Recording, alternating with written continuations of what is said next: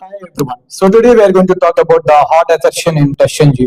A hot assertion in TestNG from the hot.testng.assert class. So immediately stop the execution of a test method if a validation fails. So consider a scenario. You need your test to halt as soon as a critical check fails. So this is a fail fast approach. So analogy, like think of it like a security checkpoint at an airport. If your boarding pass is invalid, the security guard will immediately stop you.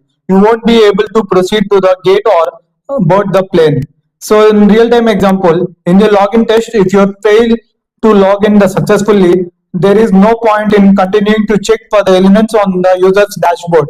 A hot assertion will fail the test and stops execution right after their login check fails. So syntax of the code like @test method public void login test. Thus the string actual title equals to value dashboard and string expected value equals to dashboard and assert equals actual title comma expected title comma login fail.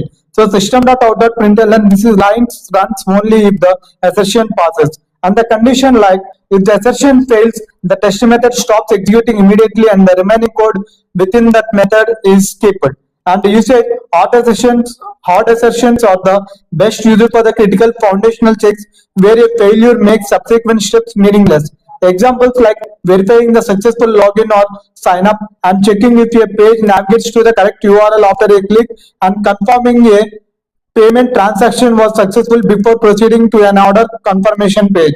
And real-time testing data input like user credentials where we get the expected result like URL should be for the URL for the https app.com dashboard and action. If the actual URL is not expected URL, the test fails immediately. Conclusion, use a hot assertion when a test dependency on the previous step is so critical and that continuing the execution would be the pointless. So interview answer tip, when asked like when do you use a hot assertion, explain that it is ideal for the critical checks where the failure of one step should prevent the execution of subsequent steps in the same test method. So ensuring a fail fast approach.